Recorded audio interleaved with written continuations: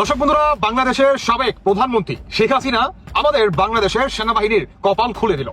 এটা ঘটাইছে আওয়ামী লীগ। তাও কবে? 2023 সালে। তাহলে এই ঘটনাটা ভাই ঘটাইছে আওয়ামী লীগ, শেখ হাসিনা।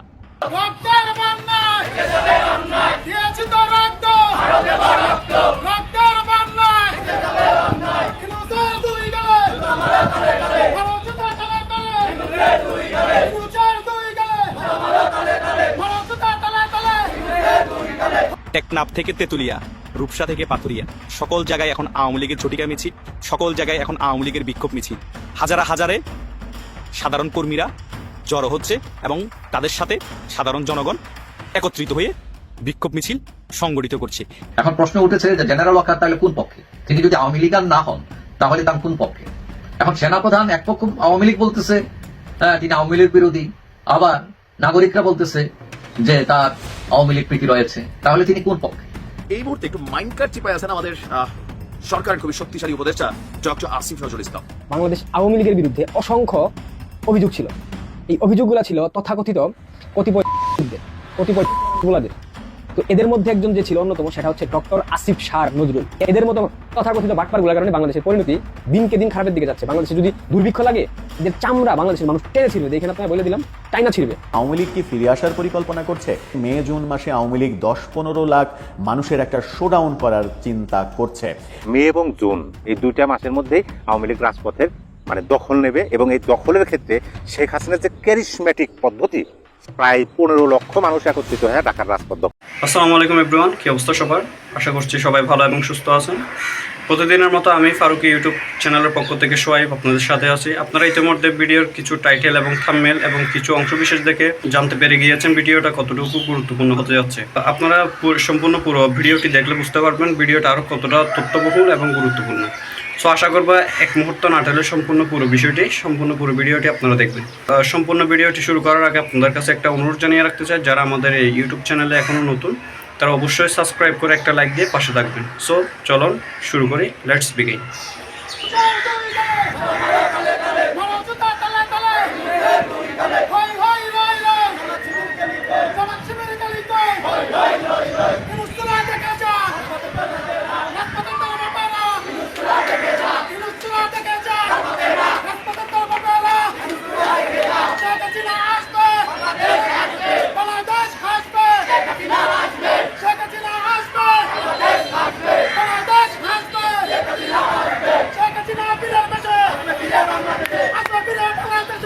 তিস্তা প্রকল্পে ব্যর্থতা, 26 লক্ষ ভারতীয়কে বাংলাদেশে চাকরি প্রদান করা, দেশ বিরোধী অসংখ্য চুক্তি করা যেটাতে বাংলাদেশের স্বার্থ বিনষ্ট হয় আর ভারতের স্বার্থ রক্ষা হয়, আদানির বিদ্যুৎ দামের থেকেও বেশি মূল্যে ক্রয় করা, পদ্মা সেতু শুধুমাত্র ভারতের ট্রান্সশিপমেন্ট সুবিধার জন্য করা, বাংলাদেশের ভূখণ্ড ব্যবহার করে ভারতের 7 সিস্টার্স অঞ্চলের যে রেল প্রকল্প ছিল সেটাকে অনুমোদন দেওয়া, অর্থাৎ বাংলাদেশের ভূখণ্ড ভারতের কাছে বিকিয়ে দেওয়া।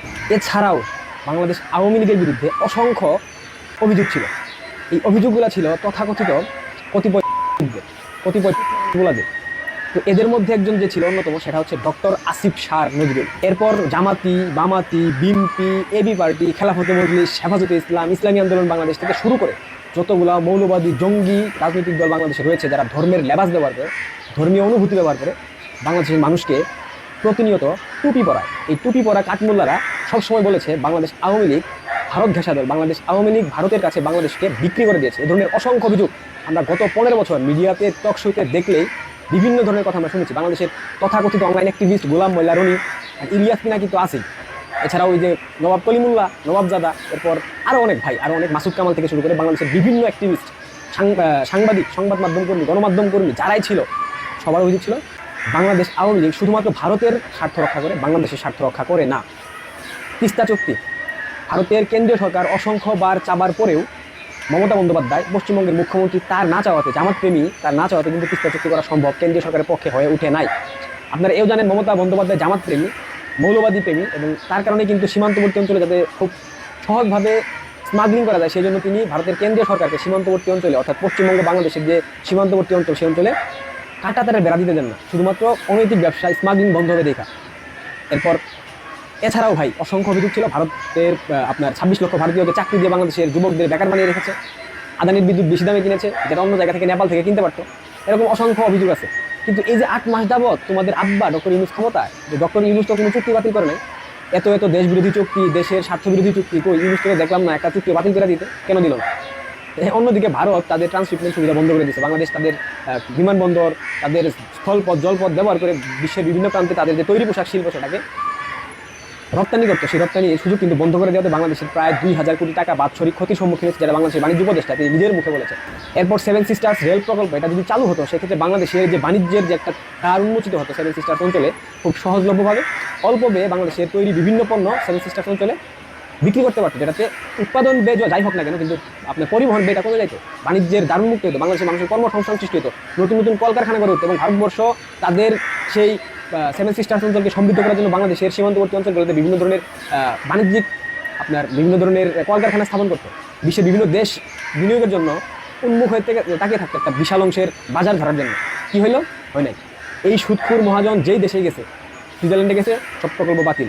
মার্কিন যুক্তরাষ্ট্রে গেছে, রোহিঙ্গাদের জন্য অর্থায়ন বাতিল, ইউএসএআইডি বাতিল। সবশেষ কাতারে গেছে, কাতারে কি হয়েছে জানি না, চীনে গেছে, চীনে সব ধরনের প্রকল্প বাতিল করে দিছে। এই মহাজনের যারা চামচামি করে, দালালি করে, ভণ্ডামি করে, তোরা এখন কথা বলিস না কেন? ভারত নাকি বাংলাদেশ কিনে ফেলেছিল, আওয়ামী লীগ নাকি ভারতকে বাংলাদেশকে বিকিয়ে দিছিল, বাংলাদেশকে বর্গা দিয়ে দিছিল, কই এখন তোরা কেন বাতিল করছে সব? জামাতি বামাতি বিএনপি হেফাজত ইসলামের নাম করে তোরা খেলাফত প্রতিষ্ঠা করতে চাস, তোরা এখন এই সব নিয়ে কথা বলিস না কেন? সব দোষ শেখ হাসিনার না, সব দোষ শেখ হাসিনার। আর তোরা সবাই ধীরে ধরে তুলসী পাতা ফেরেস্তা, শালা বাটপারের বাচ্চারা। এদের মতো তথাকথিত বাটপারগুলোর কারণে বাংলাদেশের পরিণতি দিনকে দিন খারাপের দিকে যাচ্ছে। বাংলাদেশে যদি দুর্ভিক্ষ লাগে, এদের চামড়া বাংলাদেশের মানুষ টেনে ছিঁড়বে, এখানে আপনারা বলে দিলাম চাইনা ছিঁড়বে। দর্শক বন্ধুরা, বাংলাদেশের সাবেক প্রধানমন্ত্রী শেখ হাসিনা আমাদের বাংলাদেশের সেনাবাহিনীর কপাল খুলে দিল, কিংবা শেখ হাসিনা কিংবা আওয়ামী লীগের পক্ষ থেকে আমাদের বাংলাদেশের সেনাবাহিনীর আপনার বিশাল একটা সুসংবাদ দিয়ে গেছে। কিন্তু এই সুসংবাদটাকেই বর্তমান আমাদের বাংলাদেশের গণমাধ্যমগুলো কিংবা কিছু মনে করেন ইউটিউবাররা তারা বলতেছে যে কংগ্রেচুলেশন মোহাম্মদ ডক্টর ইউনূস, কিংবা আহলান সাহলান ডক্টর ইউনূস, এই দেখো ডক্টর ইউনূস ঘটাই দিছে, এই দেখো ডক্টর ইউনূস আসতে না আসতেই কাতার থেকে বা কাতারের সরকার আমাদের বাংলাদেশের সেনাবাহিনীদেরকে তার দেশে সুযোগ করার বা কাজ করার একটা মাধ্যম খুঁজে দিচ্ছে, কিংবা একটা বাজার তৈরি হচ্ছে, এইটা হচ্ছে সেটা হচ্ছে। আসলে দর্শক বন্ধুরা, মেন ঘটনা কি? অনেকেই আপনারা জানেন যে আমাদের বাংলাদেশ থেকে 725 জন আপনার সৈনিক নিচ্ছে কাতারের সরকার। আচ্ছা, এটা কি অন্তর্বর্তীকালের সরকার? তিনি যে কাতার সফরে গেলেন কিংবা তিনি যে কাতার সফর শেষ করে পুনরায় দেশে ফিরতেছে, এটা কি আসলে ডক্টর ইউনূস যাওয়াতে আমাদের বাংলাদেশের সৈনিক কি কাতারে যাচ্ছে? আসল ঘটনাটা কি আপনারা জানেন? আসল ঘটনা হচ্ছে ভাই, আমাদের বাংলাদেশ থেকে যে কাতারের সরকার আপনার 700-র অধিক, এটা আনুমানিক আপনার 1125 জন হতে পারে। হ্যাঁ, কেমন? এটা আপনার দীর্ঘ হতে পারে। তো এই যে মনে করেন ধরেন এক্সাম্পল 725 জনই ধরেন, তো 725 জন সৈনিক কাতারের সরকার যে আমাদের বাংলাদেশ থেকে নিচ্ছে, এটা কি অন্তর্বর্তীকালের সরকার ঘটাইছে? না ভাই, এটা ঘটাইছে আওয়ামী লীগ। তাও কবে? 2023 সালে। তাহলে এই ঘটনাটা ভাই ঘটাইছে আওয়ামী লীগ, শেখ হাসিনা। কেমন? কাতারের সরকার বলছে 2025 সালের ভিতরে আমরা আপনার দেশে থেকে সৈনিক নিব আমাদের দেশের জন্য। কেমন? এটার আপনার মেয়াদ হবে 3 থেকে 4 বছর কিংবা 5 বছর পর্যন্ত। আর এক একজন সৈনিকের স্যালারি পর্যন্ত আপনার ঠিক করে দেয় শেখ হাসিনা, 2.5 থেকে 3 লক্ষ টাকা। আর এটা নাকি বর্তমান অন্তর্বর্তীকালের সরকার ঘটাই দিছে। দেখেন, আসিফ মাহমুদ তার ভেরিফাইড পেজে তিনি স্ট্যাটাস দিছে যে কংগ্রাচুলেশন প্রধান ডক্টর ইউনূস, কিংবা ডক্টর ইউনূসের পক্ষ থেকে সেনাবাহিনীর জন্য বিশাল একটা সুসংবাদ। ভাই, বাটপারির একটা লিমিট থাকা দরকার, কেমন? আর আমাদের গণমাধ্যমগুলো মানে কি লেভেলের বাটপারে ভাই? আপনারা এটা কেন প্রকাশ করলেন না যে 2023 সালে শেখ হাসিনা এটাকে ঘটাই দিছে, বা শেখ হাসিনা তারা আনুষ্ঠানিকভাবে এগুলা সিগনেচার হয়ে গেছে, লিপিবদ্ধ হয়ে গেছে, কেমন? পেপার সব ঠিকঠাক, চুক্তিপূর্ণ হয়ে গেছে। একটা সেনার আপনার তাকে ফ্যাসিলিটি কি দেওয়া হবে, তিনি কত বছর থাকবে এবং তার স্যালারি কত হবে, সম্পূর্ণ কিছু নির্ধারণ করে গেছে শেখ হাসিনা বা আওয়ামী লীগ সরকার। শুধু ডক্টর ইউনূস কি করছে, যখন নাকি শেখ হাসিনার পতন ঘটে বা 5 আগস্টের পরে আমাদের বাংলাদেশে তো সরকারবিহীন ছিল, তাই না? তখন ডক্টর ইউনূস কাতার যায়। কাতার যাওয়ার পরে তারপরে হচ্ছে এটা কি আপনার মানে কি বলে অফিসিয়ালি ভাবে ঘোষণা দেয়, কারণ যেহেতু বাংলাদেশে বর্তমানে কোনো গণতান্ত্রিক সরকার নাই, তো শেখ হাসিনা যেটা ওই গেছে। আর ওই করার মোতাবেক আপনার কাতার সরকার ওই ধরনের একটা কাজের যে তারা যে বাংলাদেশ থেকে 725 জন সৈনিক নিব, তো এই সৈনিকটা যেখানে খাটাবে ওই জায়গাটা তো তৈরি করে রাখছে। এখন যদি হঠাৎ করে এই বাংলাদেশের অন্তর্বর্তীকালে সরকার না দেয়, বা যদি কাতার সরকার যদি না দেয়, তাহলে তো কাতার সরকার বিপদে পড়বে। কারণ এটা তো আপনার কোনো শ্রমিক না যে আপনি চাইলে যে কোনো দেশ থেকে 700 মানুষ নিয়ে আসতে পারবেন। এটা হচ্ছে ভাই ডিপার্টমেন্ট, এটা হচ্ছে সেনাবাহিনীর ডিপার্টমেন্ট, বুঝতে হবে। এই দেশ থেকে আনতে হলে ম্যাক্সিমাম আপনাকে 3 থেকে 4 বছর আগেই সেই দেশের সরকারের সাথে চুক্তিমুক্ত হতে হবে আপনাকে। এখন আমি একটা কথা বলি, শুনেন, যারা নাকি বলতেছেন যে ডক্টর ইউনূস এটাকে ঘটাই দিয়েছে, তাদের উদ্দেশ্যে এক লাইন কথা শুনেন। আমাদের দেশটা কি গণতান্ত্রিক দেশ, আর এই গণতান্ত্রিক দেশের আপনার সরকারের ভূমিকা কি জনগণের ভোটের মাধ্যমে একটা নির্বাচিত কি গণতান্ত্রিকের প্রক্রিয়ায় এসে একটা সরকার বসাচ্ছে, তাই তো? তাহলে এই অন্তর্বর্তীকালে সরকারের কোনো ভূমিকা আছে? তিনি কি কোনো গণতান্ত্রিক মেনে আসেনি তো? তাহলে কাতারের সরকার কেন অন্তর্বর্তীকালে সরকারের সাথে, কিংবা এই ডক্টর ইউনূস তিনি কাতার সফর গেলেন আর যাওয়ার লগে লগে কি 2 মাসের ভিতরে 725 জন সৈনিক আমাদের বাংলাদেশ থেকে কাতার যাচ্ছে, তাদের বেতন হবে 2.5 থেকে 3 লক্ষ টাকা পর্যন্ত, আর তাদের চাকরির মেয়াদি হবে 3 থেকে 5 বছর। মানে তিনি আপনার গেল আর যাওয়ার লগে লগে ডক্টর ইউনূসকে কাতার সরকার হাত পা ধইরা সবকিছু প্রদান করে দিল যে এই যে নেন প্রফেসর ডক্টর ইউনূস, আপনি নোবেল বিজয়ী, আপনি আসছেন আপনার সম্মানের স্বার্থে, আপনার দেশের সৈনিকের জন্য বা সেনাবাহিনী বা ডিফেন্সের জন্য আমরা এত বড় একটা ভূমিকা দিলাম, এটা শুধু আপনার সম্মানের স্বার্থে। মানে আমরা কি লেভেলের আসলে মাথার ভিতরে বুদ্ধি আমাদের আসলে কতটুকু আসলে কমে গেলে আমরা এই ধরনের চিন্তা ভাবনা করতে পারি।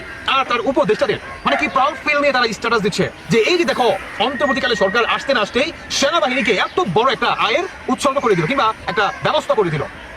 ভাই এই ব্যবস্থাটা শেখ হাসিনা বা আওয়ামী লীগ করছে 2023 সালে, আর একজন সেনার বা একজন সৈনিকের সবচেয়ে বড় চাওয়া হচ্ছে এই ধরনের একটা মনে করেন যাত্রা। বাংলার সেনাবাহিনীতে শেখ হাসিনার 2 জন বড় আত্মীয় ছিলেন, একজন হলো তারেক সিদ্দিকী, জেনারেল তারেক সিদ্দিকী, আর আরেকজন হচ্ছেন জেনারেল ওয়াকারুজ্জামান। এখন তারেক সিদ্দিকী তিনি পালিয়েছেন এবং তার হিসাব নিকাশ দেখা যাচ্ছে অনেক লম্বা, অনেক টাকা পয়সা, সম্পদের মালিক। কিন্তু জেনারেল ওয়াকার তার অনেক টাকা পয়সা সম্পত্তিগুলোর কোনো খবর কোনো মিডিয়া কোথাও পাওয়া যায়। এখন আওয়ামী লীগের লোকজন মনে করছে যে জেনারেল ওয়াকার সেনাপ্রধান তিনি শেখ হাসিনার আত্মীয় ছিলেন, তিনি তাকে রক্ষা করেন নাই, রক্ষা করার কোনো উদ্যোগ নেন নাই, তিনি বেইমানি করেছেন ইত্যাদি ইত্যাদি, অর্থাৎ একটা নেগেটিভ দৃষ্টিভঙ্গি জেনারেল ওয়াকার। এখন প্রশ্ন উঠেছে যে জেনারেল ওয়াকার তাহলে কোন পক্ষে? তিনি যদি আওয়ামী লীগার না হন তাহলে তার কোন পক্ষে? আবার যারা বিরোধী, যারা আছে আওয়ামী লীগ বিরোধী, তারা আবার জেনারেল ওয়াকারকে পজিটিভ ভাবে নিচ্ছেন। তারা মনে করছেন যে তিনি হিরো, হ্যাঁ তিনি সঠিক সময়ে সঠিক কাজটি করেছেন। এখন কেউ কেউ মনে করছেন যে জেনারেল ওয়াকার তিনি কারো দিকে তাকান নাই, তিনি তার বাহিনীর মতামতকে প্রাধান্য দিয়েছেন এবং তার এই প্রাধান্য দেওয়ার কারণে এই পরিস্থিতি ঘটেছে। আবার কেউ কেউ বলছেন যে সেনাপ্রধান হচ্ছেন জামাতপন্থী লোক, কারণ দেখা গেল শেখ হাসিনা গভর্নমেন্ট কল করার পরে তিনি সবার আগে জামাতের আমির কোথায় তার খোঁজ খবর লাগানো শুরু করছেন। এখন এইদিকে আবার যে নতুন আওয়ামী লীগ, রিফাইন্ড আওয়ামী লীগ করার প্রস্তাব দিয়েছে সেনাবাহিনী শিরিন শারমিন এবং সাবের হোসেন চৌধুরীর নেতৃত্বে, তাতে আবার নাগরিকরা উল্টে যায়। তারা মনে করতেছে যে জেনারেল ওয়াকার সেনাবাহিনী প্রধান তিনি তো হচ্ছেন আওয়ামী লীগ প্রেমী, আওয়ামী লীগের প্রতি তার টান রয়ে গেছে। এবং হাসনাত আব্দুল্লাহ তাদের নেতা তিনি সতর্ক করছেন যে আওয়ামী লীগ পুনর্বাসনের স্বপ্ন বাস্তবায়ন করতে দেওয়া হবে না এই মাটিতে। এখন এইদিকে আবার বৈষম্য বিরোধী যারা নাগরিক পার্টি, তারা এটাও দাবি করছে যে আওয়ামী লীগের যে অনেক দুর্নীতিবাজ এমপি মন্ত্রী যারা ছিল তারা বিমানবন্দর দিয়ে বুক ফুলিয়ে কিভাবে বিদেশ চলে গেল, এটা সহায়তা কারা করলো, তারা মনে করছে যে সেনাপ্রধানের অনুমতি ছাড়া নিশ্চয়ই এই কাজ হয় নাই এবং তিনি তাদেরকে সেফ স্পেস দিয়েছেন চলে যাওয়ার। এবং এটা অভিযোগ উঠেছে যে ওবায়দুল কাদের তিনি যশোর ক্যান্টনমেন্টে ছিলেন এবং সেনাবাহিনীর নিরাপত্তা দিয়ে তাকে সীমান্ত পাড়ি দিয়ে দেওয়া হয়েছে। হাসান মাহমুদ তিনি আটকা পড়ছিলেন, তারপর তিনি কিভাবে বেলজিয়াম চলে গেলেন এবং সেটাও সেনাবাহিনীর লোকজন তাকেও বিদায় করে দিয়েছে। কিন্তু আবার একই সাথে ধরা পড়ছিলেন পলক, বেচারা যাইতে পারে নাই, কারণ তার মতো অত বড় চ্যানেল ছিল না সেনাবাহিনীতে, টাকা পয়সা ছিল না। এইসব নিয়ে বিভিন্ন সমালোচনা চলছে। এখন বৈষম্য বিরোধীরা এটা বলতে চাচ্ছে যে সেনাপ্রধান আওয়ামী লীগের প্রতি তার পক্ষপাতিত্ব আছে। আবার তারা এটাও বলছে যে এই বাংলার মাটিতে আর আওয়ামী লীগ আসতে পারবে। এখন সেনাপ্রধান এক পক্ষ আওয়ামী লীগ বলতেছে তিনি আওয়ামী লীগ বিরোধী, আবার নাগরিকরা বলতেছে যে তার আওয়ামী লীগ প্রীতি রয়েছে। তাহলে তিনি কোন পক্ষে? ওই যে কবি নজরুলের একটা কবিতা আছে, নর ভাবে আমি নারী ঘেঁষা, নারী ভাবে নারী বিদ্বেষী। এই পক্ষ ভাবে তাদের, এরা ভাবে এদের। এখন সেনাপ্রধানের অবস্থা হয়েছে সেরকম, আওয়ামী লীগ দোষে, আওয়ামী লীগ বিরোধীরাও তাকে দোষে। আমি ব্যক্তিগতভাবে কয়েকজন 2-4 জন সেনা উচ্চপদস্থ সেনা কর্মকর্তার সাথে আমার আলাপ হয়েছে। তাদের কথায় আমি যেটা বুঝলাম, তারা এই 2-4 জন যেটাই বললেন আমার মনে হলো তারা বলতে চাইছেন যে না, সেনাপ্রধান মানুষ ভালো। এখন একটি বাহিনীকে নেতৃত্ব দিতে গেলে শুধু নিজের ইচ্ছার প্রতিফলন করবেন বা করা হবে এটা আশা করা যায় না। একটি বাহিনীকে লিড দিতে হলে অনেক কিছু বিবেচনা করতে হয়, বিবেচনায় নিতে হয়, অনেক চাপ থাকে, আভ্যন্তরীণ চাপ, আন্তর্জাতিক চাপ। এখন কথা আছে যে বৃক্ষ তোমার নাম কি, ফলেই আমার পরিচয়।